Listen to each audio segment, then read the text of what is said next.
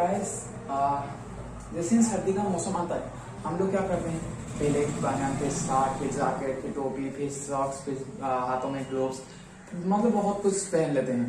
ठीक वैसे ही अगर हम क्या करते, एक ही कोट पहनते और ऐसा एक कोट पहनते जो कि उतना ही गर्मी को मतलब उतना ही गर्मी हमें दे सके या फिर उतना ही ठंडी को वो अपोज कर सके।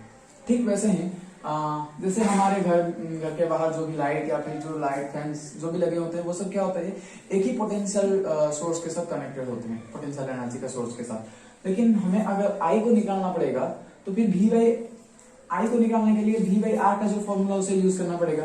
और आर यहाँ पर क्या है, वो है इक्विवेलेंट रेजिस्टेंस। तो फिर उस इक्विवेलेंट रेजिस्टेंस को कैसे निकालेंगे? यहाँ पर तो बहुत सारे लगे हुए हैं, जैसे ये लाइट हो गया, ये फैन हो गया, यहाँ पर इतने सारे हमने यूज किया है। तो फिर हमें पहले इक्विवेलेंट रेजिस्टेंस निकालना पड़ेगा ताकि हम आई को जो है इजीली निकाल सके। ओके, अगर या फिर हमें आई पता है तो फिर भी को हम इजीली निकाल सके। इसके लिए हमें इक्विवेलेंट रेजिस्टर को निकालना पड़ेगा।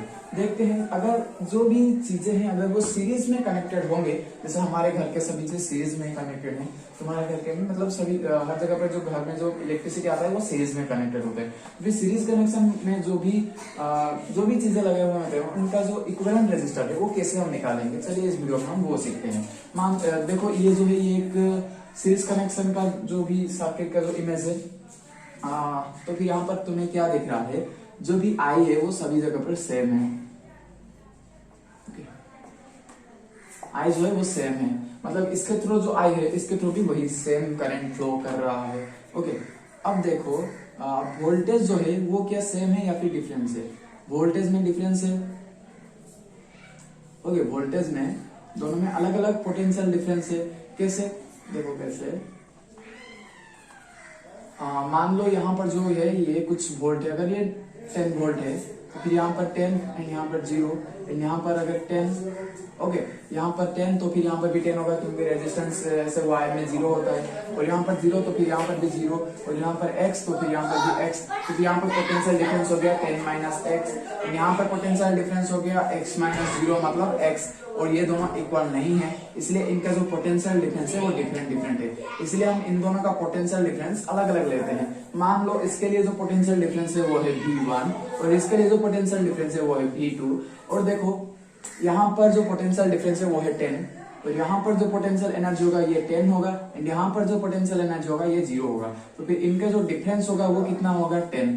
तो फिर V1 plus V2 is equals to V1 plus V2 is equals to 10 मतलब 10 मतलब क्या है, V के साथ इक्वल है। तो फिर V1 plus V2 is equals to V। Okay, ये हमें पहला मिल गया, पहला इक्वेशन। अब देखते हैं कुछ और। देखो यहाँ पर V1 है एंड R1 है और देखो यहाँ पर V2 है एंड R2 है। तो हमें क्या करना है, हमें यहाँ पर I निकालना है। ओके, I जो है देखो यहाँ पर जो I होगा सभी जगह पर I सेम ही है। तो फिर हम क्या करेंगे, V1 का फॉर्मूला को मतलब V का फॉर्मूला क्या होता है, V का फॉर्मूला होता है I इंटू R। मतलब यहाँ पर I क्या है, यहाँ पर I जो है R1 के लिए जो करंट है वो I है एंड जो वोल्टेज है वो है V1, जो रेजिस्टेंस है वो तो है R1। और यहाँ पर ओम्स लॉ का फॉर्मूला तुम यूज करोगे तो फिर क्या आएगा, V1 is equals to V is equals to I into R1। पहला हो गया। अब R2 के लिए क्या होगा, R2 होगा उसका रेजिस्टेंस, करंट होगा वहां पर I एंड वोल्टेज होगा वहां पर V2। तो फिर यहाँ पर ओम्स लॉ का यूज करने से यहाँ पर आएगा V2 is equals to I into R2। Okay, अब देखो तुम्हें क्या पता है, V1 एंड V2 इन दोनों को ऐड करने से क्या होता है, इन दोनों को ऐड करने से हमें V मिलता है। तो फिर V is equals to V1 plus V2। और V1 क्या होता है, V1 होता है IR1 प्लस IR2, मतलब V is equals to IR1 plus IR2। और V क्या है, V है I बाई इक्विवेलेंट रेजिस्टेंस उसका जो भी होगा, मान लो वो है RS। ओके, तो फिर यहां पर हमारा जो इक्वेशन आएगा वो होगा इस तरीके, I इंटू RS। अब देखो यहाँ पर जो भी हमारा आया है इसको हम यहाँ पर लिखते हैं I RS is equals to I R1 plus I R2। तो फिर हम यहाँ पर I को कॉमन निकालते हैं, I R1 plus R2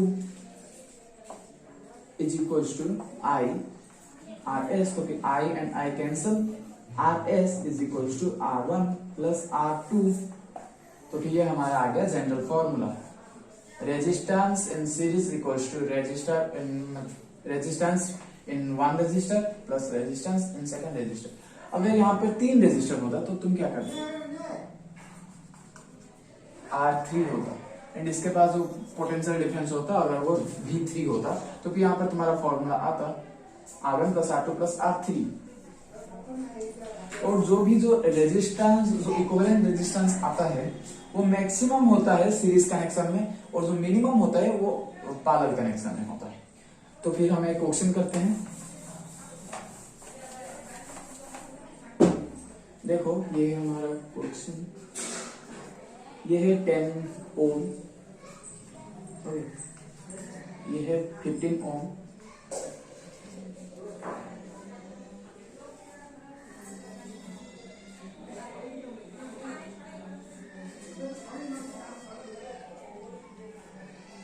and ये है 5 ओम, एंड ये जो है 60 वोल्ट।